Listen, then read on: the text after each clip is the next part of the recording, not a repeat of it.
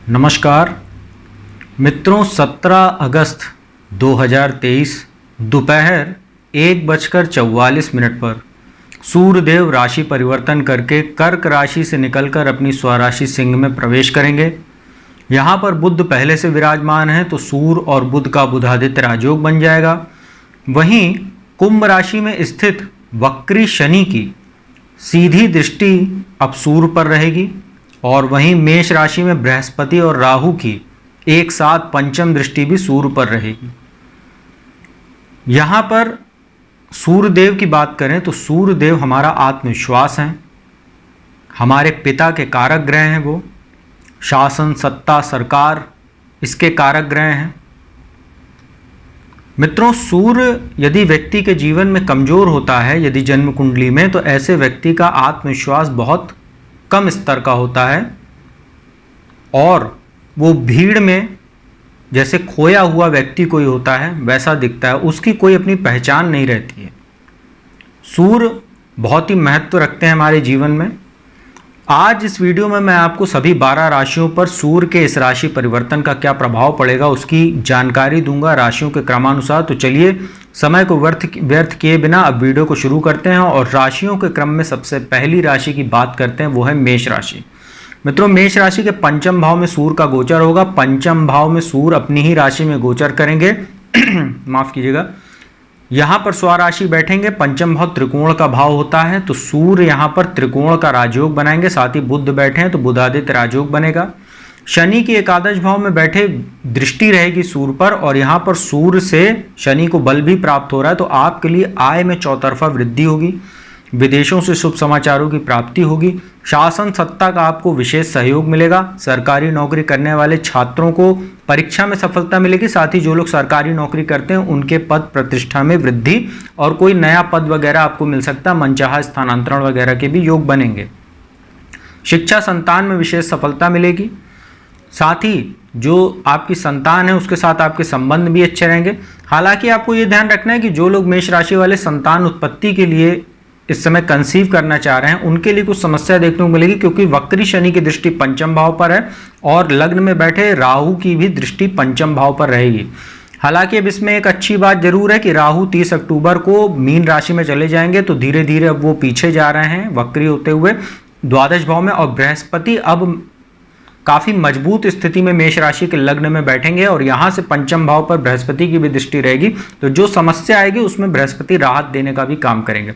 तो मित्रों, सूर्य मेष राशि वालों के लिए बहुत अच्छे मान सम्मान आय में वृद्धि करने वाले रहेंगे आपके लिए।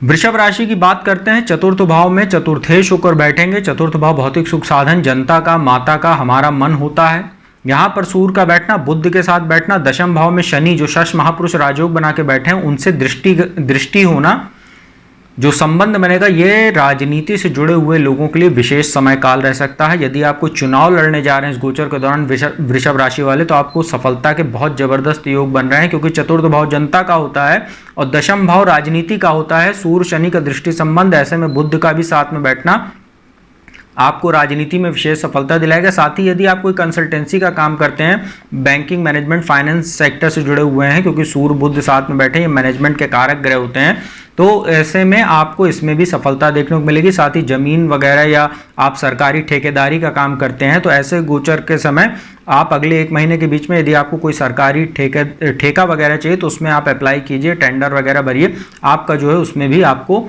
लाभ के अवसर अच्छे बनाएगा ये सूर्य यहाँ बैठकर। बस आपको अपने माता के स्वास्थ्य का ध्यान रखना होगा, उनके साथ थोड़ा संबंधों का ध्यान रखें, क्योंकि द्वादश में बैठे राहु की दृष्टि रहेगी चतुर्थ भाव पर और शनि की भी दृष्टि कहीं ना कहीं माता के साथ संबंधों को प्रभावित करेगी और दशम भाव पर सूर्य की दृष्टि रहेगी, शनि भी वहां बैठे तो पिता के साथ भी अपने संबंधों को थोड़ा अच्छा रखिएगा। बाकी गोचर आपके लिए बहुत अच्छा है। मिथुन राशि की बात करते हैं। आपके लिए तो गोचर ये बहुत ही ज़्यादा शानदार रहने वाला है, विशेष रहने वाला है, क्योंकि तीसरे भाव पराक्रम भाव में सूर्य बैठेंगे। सूर्य आत्मविश्वास में वृद्धि करेंगे, भाग्य में वृद्धि करेंगे। भाग्य स्थान में शनि भी बैठे हैं, वहां पर शनि भी कहीं ना कहीं भाग्य में वृद्धि कर रहे हैं। आपकी धार्मिक यात्राएं, लंबी दूरी की यात्राएं हो सकती हैं। छोटे भाई बहनों से संबंध जरूर आपको थोड़े अच्छे रखने होंगे, क्योंकि आपके लिए जो है एकादश भाव में बैठे राहु की भी दृष्टि और शनि की भी दृष्टि है, तो छोटे भाई बहनों से थोड़ा संबंध अच्छे रखिएगा, उनको कुछ उपहार वगैरह दीजिएगा तो आपका भी मन प्रसन्न रहेगा। मित्रों का आपको साथ इस दौरान काफ़ी चुनकर अपना इस्तेमाल करना चाहिए। कोई भी गलत संगति से आपको बचना चाहिए, अन्यथा आप किसी वाद विवाद में भी फंस सकते हैं। बाकी यह गोचर आपके आत्मविश्वास में वृद्धि करने वाला, साहस पराक्रम पुरुषार्थ में वृद्धि करने वाला रहेगा। जितना आप इस गोचर के दौरान हार्ड वर्क करेंगे, स्मार्ट वर्क करेंगे, उतना सूर्य आपको लाभ देंगे और भाग्य में वृद्धि करेंगे आपके यहाँ तीसरे भाव में बैठ के। कर्क राशि की बात करते हैं। कर्क राशि के लिए धन भाव में इनका गोचर होगा, दूसरे भाव में वाणी के घर में बैठेंगे। परिवार का घर होता है दूसरा भाव, प्रारंभिक शिक्षा का घर होता है, ससुराल पक्ष का घर होता है, संचित धन का घर होता है ये। यहाँ सूर्य बैठेंगे तो आपके धन संबंधित जो चिंताएं पिछले दिनों आपको आ रही थी लग्न में बैठने की वजह से, उसमें कुछ राहत मिलेगी। धन आपके पास आना शुरू हो जाएगा। कोई रुका या फंसा हुआ पैसा था वो भी आपको प्राप्त हो सकता है इस गोचर के दौरान, अगले एक महीने में 17 सितंबर तक। परंतु यहाँ पर सूर्य बैठेंगे, सूर्य एक गर्म ग्रह हैं, राहु से दृष्ट रहेंगे। दशम भाव में राहु बैठे हुए हैं, अष्टम में आपके शनि बैठे हुए हैं वक्री अवस्था में, कर्क राशि पर ढैया चल रही है।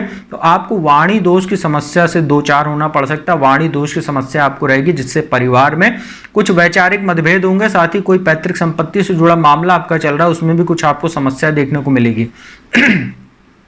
शनि और सूर्य का दृष्टि संबंध वैवाहिक जीवन को भी प्रभावित करेगा। पति पत्नी का स्वास्थ्य प्रभावित हो सकता है। साथ ही जो लोग अविवाहित हैं उनके रिश्ते तय होने में भी यहाँ सूर्य और शनि का जो दृष्टि संबंध है वो समस्या पैदा करेगा।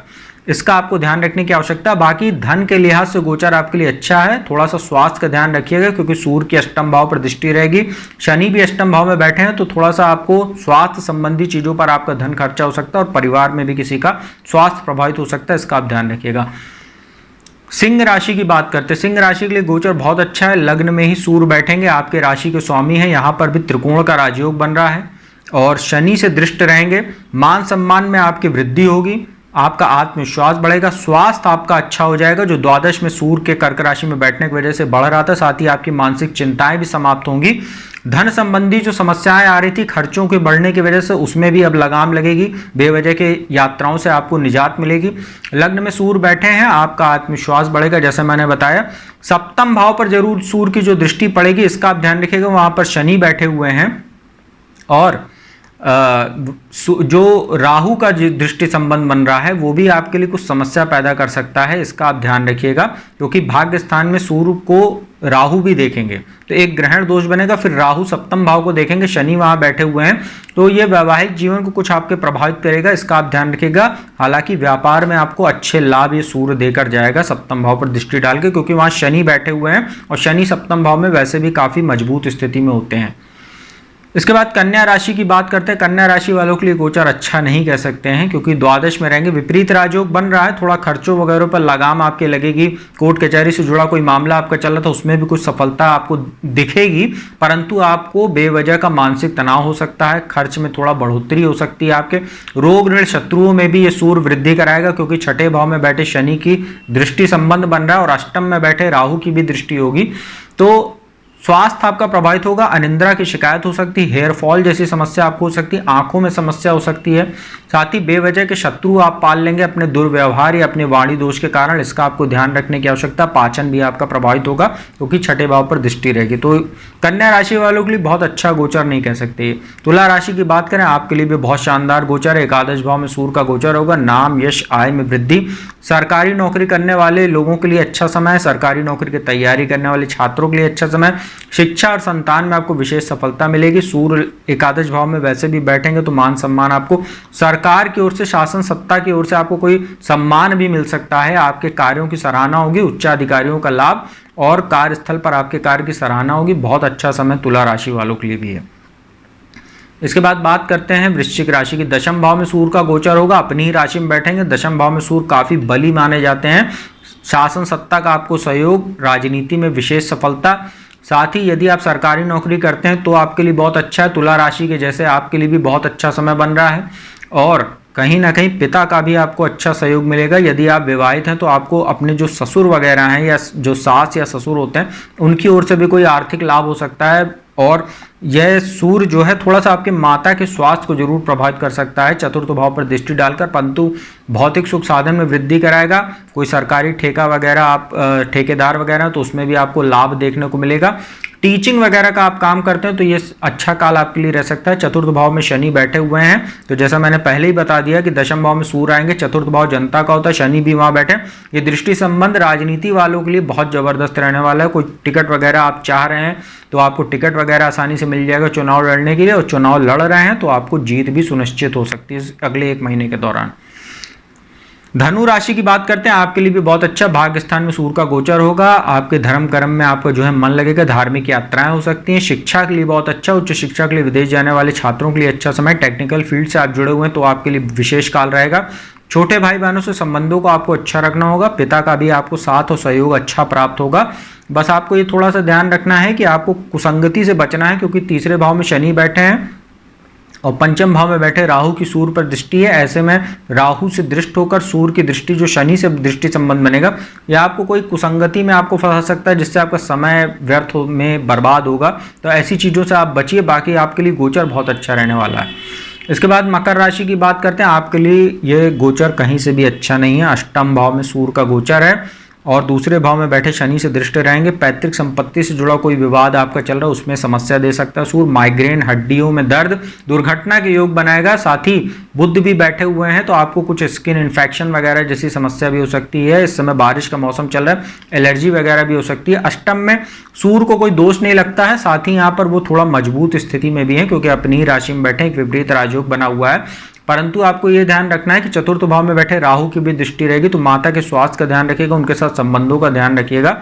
थोड़ा सा आपके लिए यह समय काल खर्चों को भी बढ़ाने वाला रहेगा, परंतु अष्टम भाव में सूर्य बैठते हैं एक चीज के लिए अच्छा है। यदि आप कोई माइनिंग फील्ड से जुड़े हुए हैं या आप कोई रिसर्च वगैरह से जुड़े हुए हैं, ऐसे लोगों के लिए अच्छा है। चिकित्सक आप हैं तो और पढ़ाई कर रहे हैं अगर चिकित्सा के क्षेत्र से, तो ऐसे लोगों के लिए सूर्य अष्टम भाव में बैठते हैं तो विशेष रहते हैं। साथ ही वकील वगैरह आप हैं या कंसल्टेंसी से कोई बोलने जैसा कोई काम करते हैं आप, उसमें आपकी वाणी जरूर ये प्रभावशाली अष्टम भाव में बैठ के बना देगा सूर्य, क्योंकि बुध भी साथ में बैठे हैं। तो बस आप स्वास्थ्य के लिहाज से अगर देखा जाए तो कतई अच्छा नहीं, बाकी कुछ मामलों में अच्छा है जो मैंने बताया अभी।